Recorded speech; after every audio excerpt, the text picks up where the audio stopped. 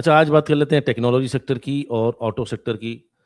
याद रखिएगा कि जंग अभी ख़त्म नहीं हुई है, अभी मज़ाकरात चलेंगे और क्रूड ऑयल तकरीबन 90s के अंदर ट्रेड कर ही रहा है, वो नीचे भी नहीं आया और 1 डेढ़ महीना 2 महीना तक जो डेंट पड़ा है, वो भी मसला है और जंग हतमी तौर पे ख़त्म होती, मैं पहले भी कह चुका हूँ, ये कभी भी हम नहीं कह सकते।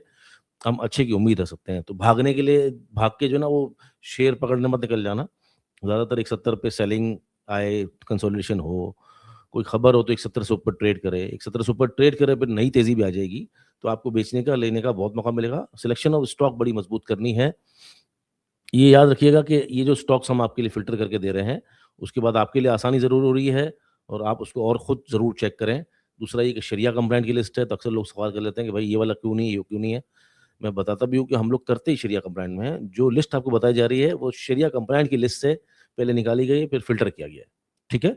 और अगर कोई बी कैटेगरी या सी कैटेगरी के प्राइस अचानक से जंप मारते हैं और आपको लगता है कि नहीं यार, ए कैटेगरी में उतना बेनिफिट तो हमें नहीं हुआ, तो देखें मैनिपुलेशन, प्राइस की जो प्राइस एक्शन है, टेक्निकल्स पे कोई कितना बाय करता है, कोई कितना बेचता है, ये फंडामेंटली स्ट्रॉन्ग स्टॉक्स के अंदर ही काम करना होता है भाई। इन्वेस्टमेंट वहीं करनी होती है और छोटी-मोटी ट्रेड आपको वहीं मिलती रहेगी। अगर आपको ट्रेडिंग करनी है, तो कभी आपके हाथ में रह जाए तो आपको प्रॉब्लम नहीं होगी। अच्छा, सबसे पहले बात करते हैं टेक्नोलॉजी सेक्टर की। टोटल 11 स्टॉक्स हैं इसके अंदर और हमने वीक फंडामेंटल्स की बुनियाद पर ऑक्टोपस और टीपीएल ट्रैकर को हटा दिया है। ए कैटेगरी में है सिस्टम्स, एयरलिंक और ज़रिया। बी कैटेगरी के अंदर नेटसोल, पाक डाटाकॉम, एसटीएल, ये सुपरनेट टेक्नोलॉजी है जो कि हॉलमार्क थी, टेलीगार्ड की सब्सिडी है। टेली ने जो एक्वायर किया था हॉलमार्क को भी और जो जेम सुपरनेट था इनके जेम बोर्ड पे, उन दोनों को मर्ज कर दिया है। और सी कैटेगरी है एवियनसियन, सिमेट्री और टेली। ठीक है, ये टेक्नोलॉजी सेक्टर है। ऑटो की बात कर लेते हैं। ऑटो में 15 स्टॉक्स हैं जिसको हमने 3 कैटेगरी में डिवाइड किया है। जनरल टायर और ट्रीट बैटरी के फंडामेंटल्स अच्छे नहीं है तो उनको हटा दिया है। ए कैटेगरी अंदर है साज़यू, जीएचएनआई, गैल और बलूचिस्तान व्हील्स।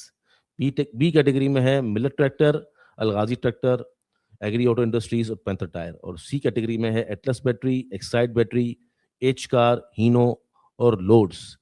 अच्छा, ये हमने आपके लिए फ़िल्टर करके दे दिए हैं। इसका मतलब ये नहीं कि कल आप जाएँ और फ़ौरन बाइंग कर लें, ज़रा वेट करेंगे। जितना नीचे मिले और स्लोली लेना होता है, एक साथ नहीं लेना होता और अपने पोर्टफ़ोलियो को डाइवर्ट करना होता है, यानी डिस्ट्रीब्यूट करना होता है, एलोकेट करना होता है, कौन-कौन से सेक्टर में आप जाना है। ऑटो में जाना है तो क्यों जाना है, सीमेंट में कितना जाना है, तो पैसे को बराबर डिवाइड करना है। ये लिस्ट आपको इंशाल्लाह ज़रूर काम आएगी।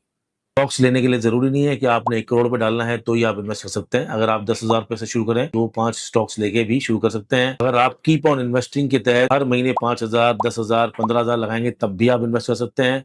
और आपके पास बहुत सारा पैसा है तब भी इन्वेस्ट कर सकते हैं। बहुत कम पैसा है तब भी इन्वेस्ट कर सकते हैं। आप जॉब करते हैं तब भी इन्वेस्ट कर सकते हैं। आप बिज़नेस करते हैं तब भी इन्वेस्ट कर सकते हैं। इस तरह का तमाम काम, चाहे वो डिविडेंड यील्ड के लिए हो, चाहे कैपिटल गेन के लिए हो, डे टू डे ट्रेडिंग हो, हर किस्म की सर्विसेज स्टॉकिफाई प्रोवाइड करता है। अगर आप किसी भी किस्म की सर्विसेज, चाहे वो पोर्टफोलियो डिजाइनिंग हो, शॉर्ट टर्म ट्रेडिंग हो, लॉन्ग टर्म इन्वेस्टमेंट हो, अकाउंट खुलवाना हो, किसी किस्म की भी सर्विसेज के लिए अभी राब्ता कीजिए। तो आज ही व्हाट्सएप कीजिए और टीम स्टॉकिफाई की बेहतरीन सर्विसेज से फायदा उठाइए।